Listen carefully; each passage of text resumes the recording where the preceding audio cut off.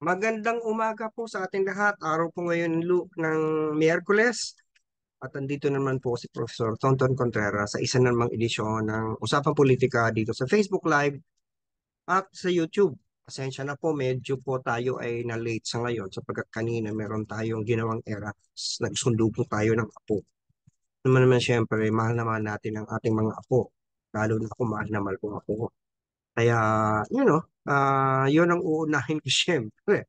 Hindi naman sa hindi ko kayo gusto makausap. Kaya nga tayo ngayon ay nagmi-makeup.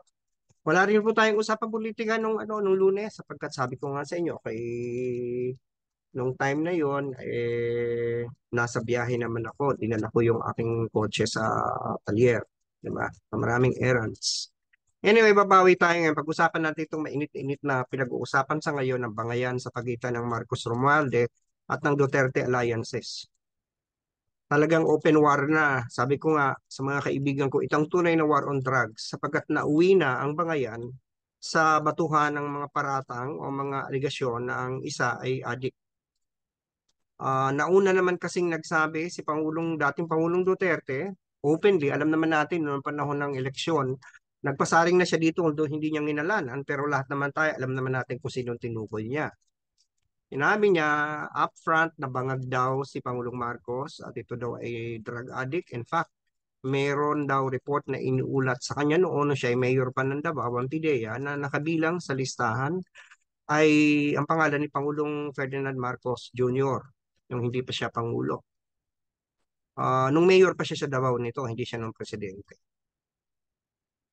Ito ay sinagot naman ni Pangulong Marcos sa no, hindi isang sagot, baka daw epekto lang ito ng dahil ang Pangulong Duterte ay nagtitake ng fentanyl. Well, it's a prescription drugs. It's a very strong prescription drug for pain. At inamin naman ito ni Pangulong Duterte in the past na gumagamit siya ng fentanyl.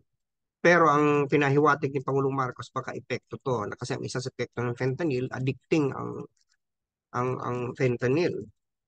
So ito ngayon ang batuhan, ang ginagamit, although hindi binanggit, ang di umano ay ginagamit ng Pangulong Marcos ay cocaine, samantalang si Pangulong Duterte ay fentanyl. Talagang grabe na ang labanan, na uwi na sa drug war. Ito ang tunay ng war on drugs, gera ng mga nagdodroga, di umanong Pangulo at dating Pangulo. Di ba? Pero ang pinagkaiba nila, napakaswerte nila sapagkat sila ay nagbabatuhan ng paratang, lalo na si Pangulong Duterte, sinabi niya na noon pa man sana ay hindi binunyag na ito. Hindi niya binunyag ito dahil ito ay kaibigan niya si Pangulong Marcos. So maiisip mo, ganun ba yun? Porket kaibigan mo ay hindi mo ilalabas. Samantalang ang daming mga malilito tao na mga walang pangalan na basta na lang namatay dahil di umunay tumatakas o nanlalaban sa mga armadong pulis na kumatok o tumukang sa kanila. So ganun ba yon? Pribilehyo, selective? So mukha tayong nakasama pa kay Pangulong Duterte yung sinabi niya na alam ko naman pero hindi ko na lang siya parang sinampulan dahil siya ay kaibigan. Ganun ba yun? Pag kaibigan ay patatawarin tapos pag hindi ka kilala ay hayaang mamatay dahil lumalaban di umano na nakaposas pa. Ganun ba yun? So naging selective. Pag friends, patatawarin, kakalimutan. Pero pag hindi kilala, hayaan na lang papatayin. Di ba? Yun ang point dito. Mahal ang mga drogang tinutukoy dito. Cocaine, di umano kay Pangulong Marcos at fentanyl kay Pangulong Duterte. Hindi ito accessible sa ordinaryong mamamayan. Bukod, mas mahal na dihamak ito sa shabu. Kasi ang shabu parang yun yung poor man's drug. Na ako nabibili lang sa tingi-tingi. Ang fentanyl, pangmayaman yan. Ang cocaine, pangmayaman yan. Mahal yan. Mga sumisingot ng cocaine at mga na-addict sa fentanyl yan. May mga pera. So ganito ba tayo sa bansa natin nakalulungkot?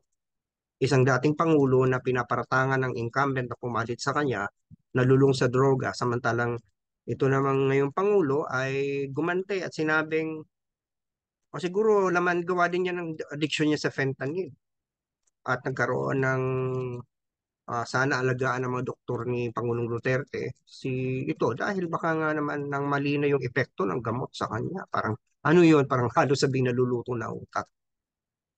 Nakalulungkot mga kababayan sapagkat iniisip natin nakakatulong ba to sa interes ng bansa? Ano ba pinagmulan ng away na ito? 'Di ba? Bakit ganito? Bakit ganito ito? Ngayon ako kasi ganito ano, wala tayong kinakampihan dito. Sinuportahan ko si Pangulong Duterte nung una, pero binawi ko yon nung unti-unti nang hindi ko na masikmura yung mga nababalitaan kong mga paglabag sa karapatang pantao at pati yung usapin tungkol dun sa talagang hindi ko na makayanan yung kanyang misogyny, yung mga lumalabas sa kanyang bunganga. Pinagbigyan ko siya, although hindi ko siya binoto. Pinagbigyan ko si Pangulong Duterte. Hindi ko siya binoto, di ba? Alam niyo naman nung panahon ng kampanya nung 2016, halos dinetret pa nga ako noon ng mga DDS dahil talagang sinabi ko na ayoko sa kanya. Pero nung manalo siya, sabi ko, sige, pagbigyan natin. Susuportan natin dahil kabilang pa nga ako sa internal social media, ano niya, isa ako sa mga dati ay nagbibigay sa kanya ng benefit of the doubt. But, nagkaroon pa ako noon ng maliit na programa para i-correct ang mga statistics. Pero habang tumatagal, hindi ko na mabasa yung script dahil hindi ito tama mali. May mali. So, ako ay humingi ng paumanhin sa tao. Nagbabagong isip ng tao at ako naman, ang binigay ko naman sa kanya, suportang kondisyonal. Binawi ko yun. So ngayon, naging kritiko ako ni Pangulong Duterte. Inamin ko, let us put, this is disclosure. Si Pangulong Marcos naman nung siya ay kandidato ng 2016, sumuporta ako sa kanyang protesta laban kay dating Vice Pangulong Leni Robredo na ikinagalit ng marami kong kaibigan. Itinaya ko ang aking propesyon at ang marami kong pagkakabigan dahil naniwala ako na nagkaroon ng anomalya. At ako naman, ang pananaw ko sa martial law is objective. You have to look into the narrative itself. You have to be objective and fair in judging not only one side but several sides. Because as academics, that should what we do be doing. And so, tinaya ko ang aking reputasyon sapagkat ako'y tinawag na revisionista, tinawag na enabler ng diktadura ng mga kaibigan ko sa loob ng universidad. Muntik na nga ako hindi matanggap sa UP pabalik nung bumalik ako dahil ginawang issue yan sa akin. Okay? Pero hindi ibig sabihin ibinoto ko siya ng huling eleksyon.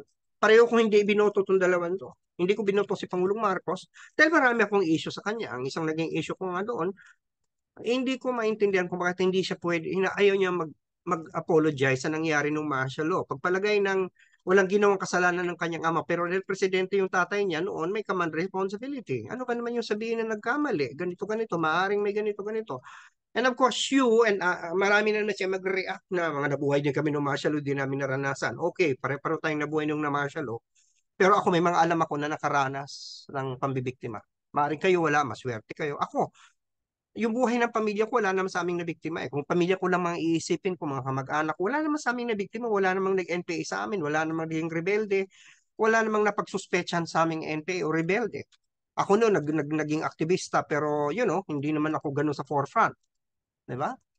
Pero marami akong kakilala, may mga brothers and sis ako na basta na lang nawala sa dilim ng gabi. May mga kilala akong na-torture.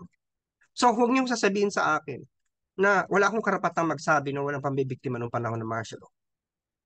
Doon ako naiinis pag sinasabing kami nabuhay din kami. Oh, siguro, maswerte kayo. Dahil ako kalahati rin ng buhay ko ganoon. Sa amin, sa probinsya, yung aming pamilya, wala naman kaming naranasan. Pero marami akong kaibigan, may mga kakilala ako na pagpalagay ng nagiging activist at critical. Pero hindi nila, they did not deserve to be tortured and to be killed. That's what I'm saying. Kaya huwag nating sabihin na kami proof na buhay, o kalbo na buhay din kami ng martial law, di ba bakit walang nangyari? Okay, fine, maswerte kayo. Pero may mga kakilala po ako at may alam ako personal na ang kwento kakaiba sa atin. Maswerte tayo eh.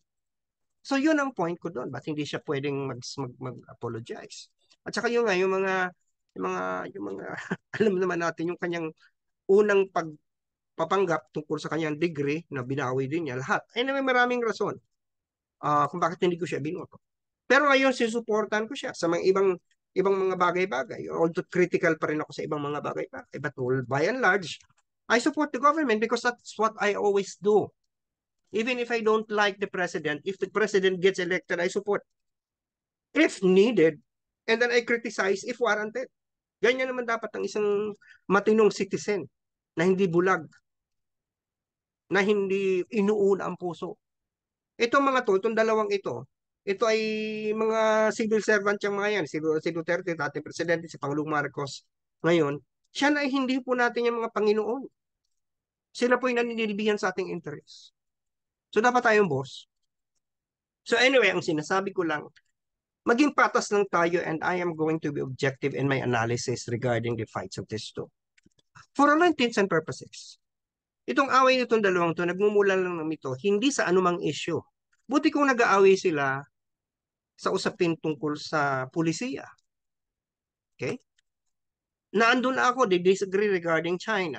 That's good. They can disagree because we know the president is more open to alliances with the United States, is more critical of China in the West Philippine Sea, a position to which I agree and support.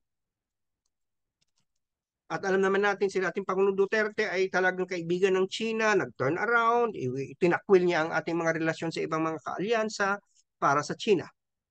A position which I disagree with. So doon lang nagkakahiwalay sila. Okay lang silang maglaban. Okay lang silang maglaban doon sa posisyon na yun sabagat it's an issue of policy. And this is a democracy. We can debate on policy issues. Pero hindi ibig sabihin na tayo magtapunan ng putik, magkulapulan ng putik sa mukha, magtawagan ng mga drug addict at kung ano man. Nagkakaiba din sila sa posisyon nila sa drugs. Si Pangulong Marcos mas gusto niya na rehabilitasyon, hindi siya masyadong into more armed yung gamitin ng armas and violence. Samantalang si Duterte merong war on drugs. Kaya nga siya ngayon may kaso sa International Criminal Court. Doon naman, ito na naman, ang posisyon ni Pangulong Marcos ang mas kalinya ng pananaw ko. Sapagkat kahit panong panahon ni Pangulong Duterte ay ayoko na ng iron fist pagdating sa war on drugs. Nung una, pinagbigyan ko na baka naman itong mga to talagang nanlalaban. Pero nung habang nakikita ko na yung statistics, hindi man porket imposible namang nakaposas itong mga to, nanlaban. Di ba? Nasa loob ng kotse, binaril nung inaresto, namatay, din nanlaban. Parang ano ba yan? Parang napaka-trigger happy naman yun. Nakaposas na, nakarestrain na. Yung mga ganun, lagi nanlalaban kaya pinapatay. So yung kanyang mga orders na patayin yung mga yan, you may disagree with me, but I think drugs can be solved differently. And so doon na naman, pabor na naman ako doon sa kalinya na naman ako ni Pangulong. Pag daw sa pinang rebellion, I'm also for amnesty. I'm also for peace talks, which is what President Marcos is pushing. So, masasabi natin na dito sa dalawang ito, mas kalinya ang mga policy preferences ko pagdating kay Pangulong Marcos. Mas nakikita ko siyang liberal at progressive. Pero hindi ko sinasabing perfecto ang kanyang administrasyon. Marami din ako nakikita mga problema. Okay? So, okay lang sana kung pinag-aawayan ay pulisiya. Pero ang pinag-aawayan ngayon ay hindi pulisiya. It's about power. It's about pagnanasa ng kapangyarihan. Balikan natin kung ano ba talaga ang pinagmumulan nitong sitwasyon na ito. Tahimik si Pangulong Duterte dati, hindi natin narinig. Very unbecoming kasi sa isang dating presidente na umepal. Hindi natin nakita yan kay Gloria, hindi natin nakita kay Noynoy, hindi natin nakita yan kay Ramos. Kahit kahit si Cory nung when they leave, they leave. They just be quiet. Si Gloria, tumakbo pagka congresswoman, pero hindi natin siya masyadong nakitang nag-criticize ng mga incumbents. Pero itong si Pangulong Duterte nung una, medyo siya hindi mo marinig. Pero lumabas lang siya nung nagsisimula na magkaroon ng policy differences with the Marcos administration. However, hindi siya masyadong virulent yung mga sinabi niya. Naging malala nung nagsimula na nung usapan tungkol sa confidential funds ni Sara Duterte. nagsimula na doon. In fact, she came out defending her daughter publicly. At doon na nagsimula na parang naging personal na ang labanan. Pero ang una nilang tinitira ay si Speaker Martin Romualdez sapagkat ang usapin ng confidential funds, hindi naman hawak ng Pangulong Marcos yan. Hawak yan ni Speaker Romualdez. Diba? Pero kung matatandaan nyo, ang mga bumanat ng husto sa confidential funds, actually, ay ang mga makakaliwang mga kongresista. Si Franz Castro, di ba si Arlene Brosas. At ang nagsampa ng kaso laban kay Vice President Duterte sa Korte Suprema ay hindi pa nga mga Marcos Romualdez allies, kundi mga dating political opposition, mga pink at reds. Okay?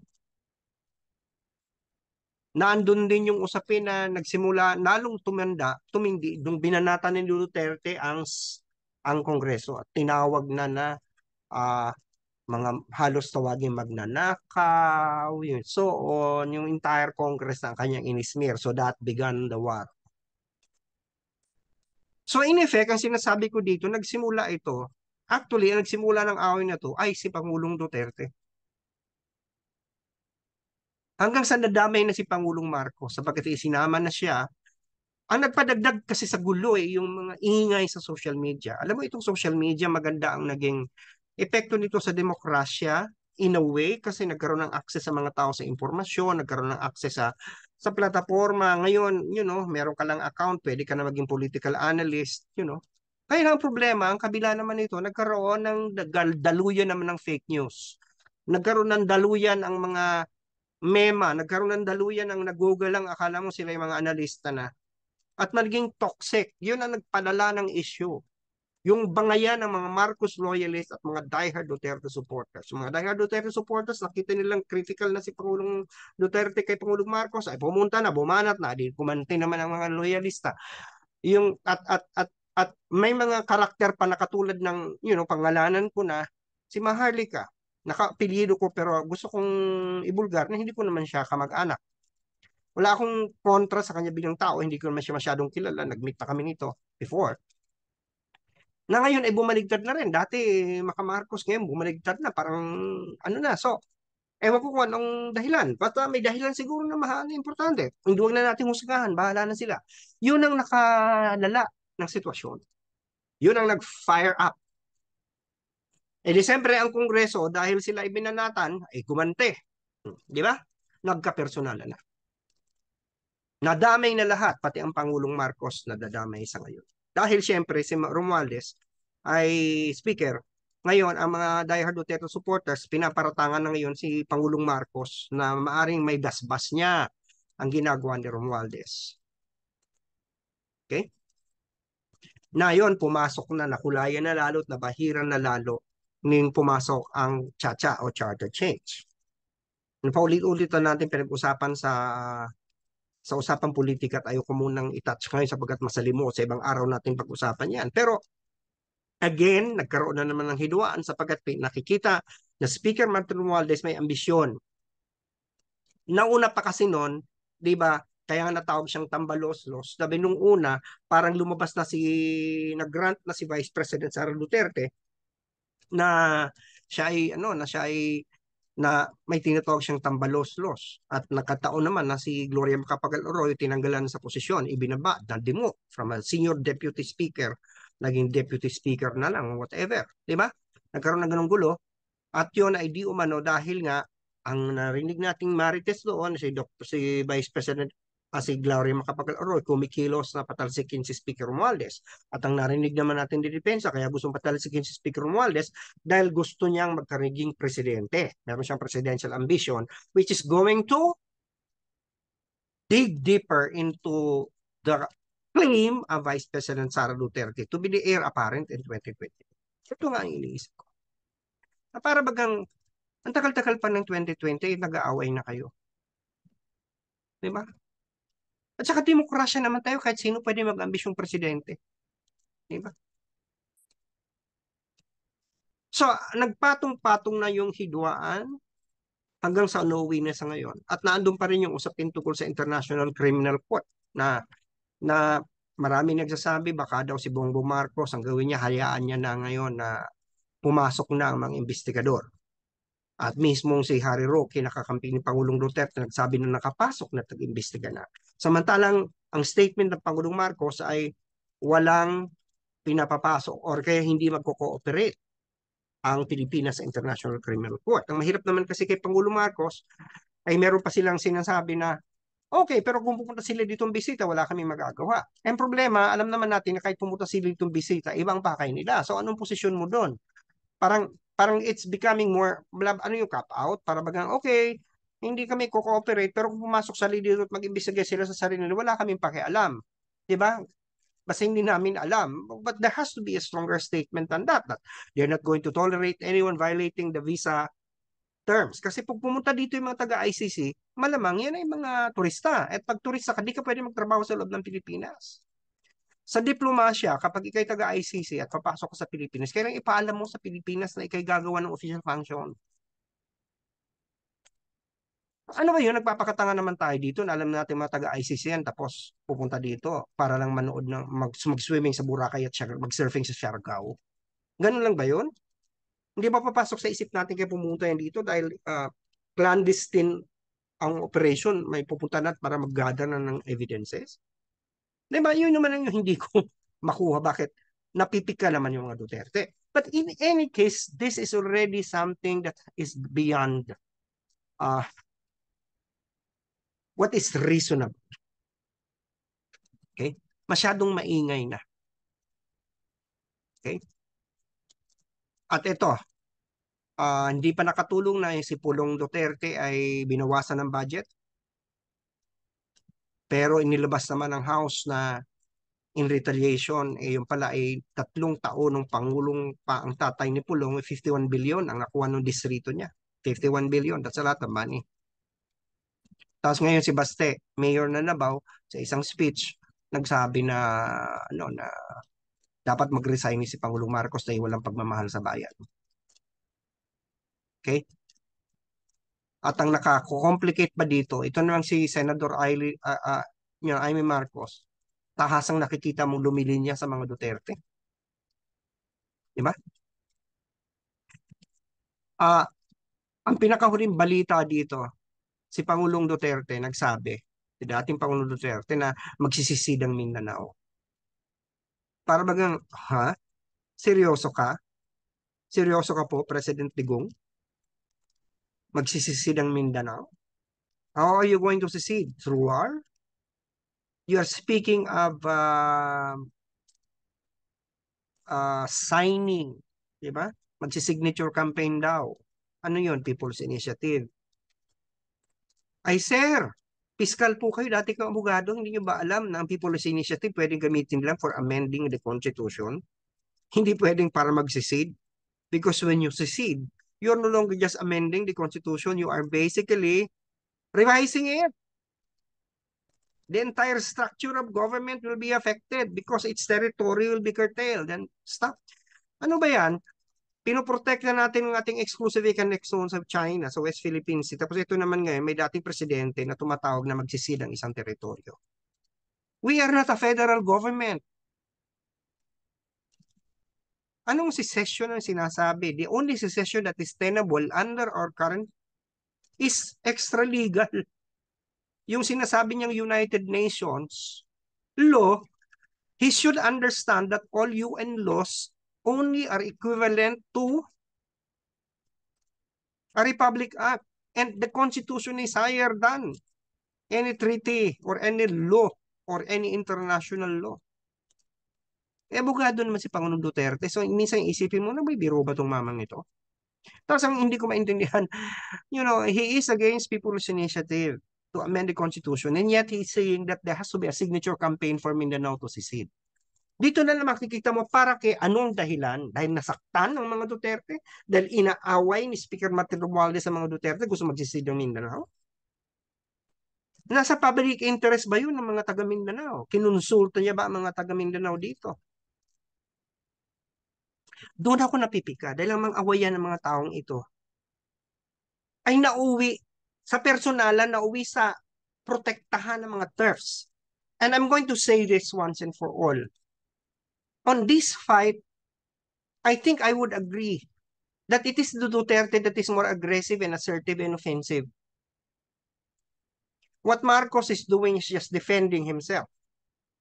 In fact, kulang pa nga yun eh. Kung tawagin kang drug addict, presidente ka. Kung ako yun, ibang sasabihin ko, ibang gagawin ko. Itong ginagawa ni Pangulong Duterte ngayon na secession, call for secession is patently illegal. Reviewin nga ninyo ang law. Tapos itong si Vice President Sara Duterte, hindi daw niya kinakausap ang kanyang kapatid, right? Si Baste. Pero naintindihan daw niya dahil reaction lang ito, brotherly love lang daw ito, di umano. So may fatherly love, pinagtatanggol siya, may brotherly love. Dahil sa despicable treatment na naranasan niya sa kamay ng mga kakampi ni Pangulong Marcos. Despicable. Alam mo, ang despicable, malalim na adjective yan. Kasi ang ibig sabihin ng despicable sa Tagalog, karumal-dumal, kasuklam-suklam, immoral. So, dapat nating tanungin si Vice President Sara Duterte, anong karumal-dumal at kasuklam-suklam na ginawa sa kanya ni Martin Romualdez? Ang alam ko lang na ginagawa ni Martin Romualdez, nag-aambisyon maging presidente. At ginagamit ang kanyang impluensya para makagalap ng suporta. Anong bawal doon? Di ba ginagawa naman yan lahat ng politiko? Maaring hindi tayo mag-agree. Pero the last time I've checked, this is a democracy. We are a democracy. And anyone can, you know, wish and dream to become president. And how can it be a despicable treatment to you, Vice President? Bakit entitled ka bang maging presidente sa 2028? At ang tingin mo sa mga taong nag-aambisyon maging presidente ay karumal-dumal at kasuklam-suklam? Patunayan natin na ginagamit niya ang pera ng bayan. Kung meron man. Kasi bilang speaker, influential siya. Alam naman natin yan. At hindi siyang kauna-unang speaker na ginamit ang influensya niya para makakalap ng suporta at nang makakaroon ng mga kaalyansa. That is the entirety of politics, and we have a democracy as long as laws are not violated. Right? Ano ang kasuklam-suklam na ginawa ng Kongreso sa iyo, madam? Ang inalisan ka ng confidential funds. Yung ba ay karumal-dumal? Ay hindi lang naman ikaw ang inalisan. Di ba? May iba pang mga opisinang tinanggalan. Kasama na dyan ng DNR, kasama na dyan ng DA. Bakit ba ikaw ang ngangaw ng ngangulang? Despicable and karumal-dumal? Bakit si Pangulong Marcos pa at saka si Romualdez na nag-atas sa mga oposisyon na hindi naman nila kaalyado na magsampa ng kaso sa Supreme Court regarding your 2022 PDF? Hindi naman, di ba? Karumal-dumal ba nabawasan ang budget ng kapatid mo sa distrito niya? Mantalang for the past 3 years, 51 billion pala ang nagamit. Di ba? So, hindi ko maintindihan ano ng karumal-dumal. Meron ba nagtatanggang patayin ka? Meron pang nagtatangka na alisin ka sa pwesto? Of course, there could be rumors about you getting impeached. But sabi ko nga, if you're going to be impeached because of the 2022 budget, na kung saan lumipat ng pera si Pangulo Marcos sa iyo na wala naman hindi naman wala namang items sa confidential funds or for violating the terms of the Constitution and the law, then you might as well also file an impeachment case against Marcos because he was the one who approved it. Di ba? So anong karumal-dumal dito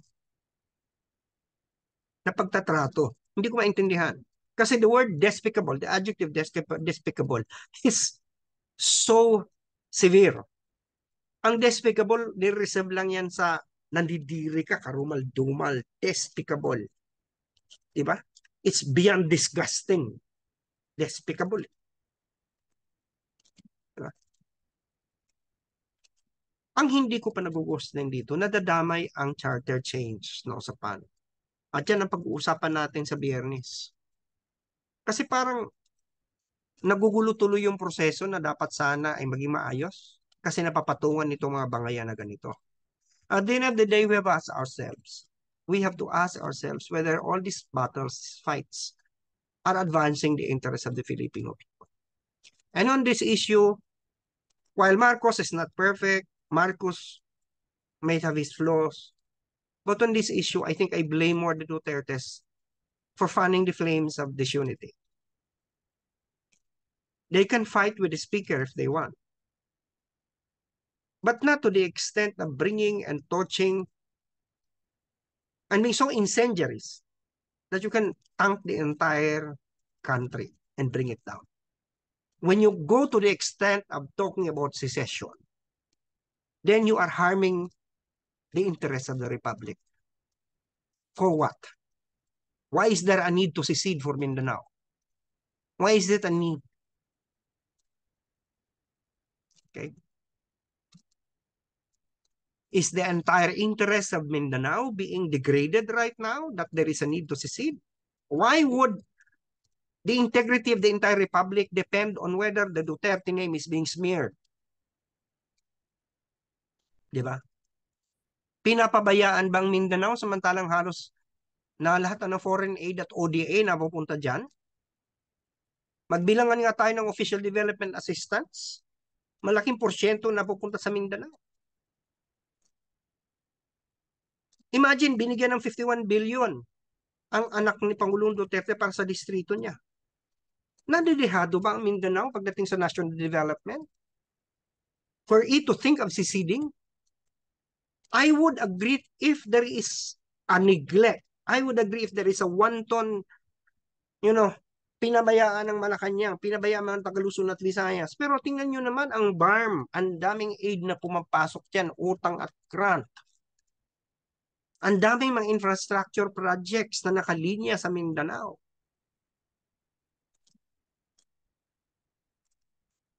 Bakit magsisisid? Dahil nasaktan ang damdamin ng isang pamilya. Ganito na pala tayo ngayon. Fatherly love at brotherly love na lang ang nagpapagana sa politika natin. Si Senator Amy Marcos, mukha yatang ang kapatid ay mas iniwanan kumampi sa mga Duterte. Pero ang sabi naman nila, dahil daw sa utang na loob yun. Utang na loob. Dahil, di ba sinumbatan nga na kung hindi kay Duterte, hindi nalibing ang dating Pangulong Marcos sa libingan ng mga bayani. So ganun na ba tayo, utangan na lang ng loob at bayaran na lang ng loob? Bayaran na lang ng utang na loob. Ganun na ba tayo? Kampihan na lang ng pamilya? Samantalang ang interes ng Republika ang dapat nating inuuna. Let us stop this. You know, this talk is distracting us from the more important things we need to talk about. Like tumataas na naman ang presyo ng isda sa palengke. Tataas na naman ang presyo ng gasolina. O kung hindi tumaas na. At tataas na naman yan sigurado ang presyo ng mga bilihin dahil alam naman natin kabit-kabit yan. Naandyan pa rin ang threat ng China. Ito ang unahin natin, pwede ba? Pakiusap. Umayos naman tayo. Sige po, sana po nakapagturo ko sa inyo kaisipan na plus ko yung mga puso at nakapagbago ko ng mga panahon sa buhay, lalong-lalo na sa usapang politika. Dahil sabay sa akin ng Lasal, teach mind, touch heart, and transform lives. At sana, nakapagsilbi ako sa bayan dahil sabi sa akin ng UP, serve the people. Ingat po tayo lagi. Bumawi ako sa inyo. Medyo napahaba ang ating usapang politika. Lalong Lunes wala ako. Kita kayo ulit tayo sa Biyernes. At pag-usapan naman natin, balikan natin usapin ng charter change sapagkat marami dito masalimot na usapin na mukhang hindi naintindihan talaga ng mga iba. Ang nakalulungkot dito kung ordinaryong mamayan lang hindi nakakaintindi, maintindihan ko.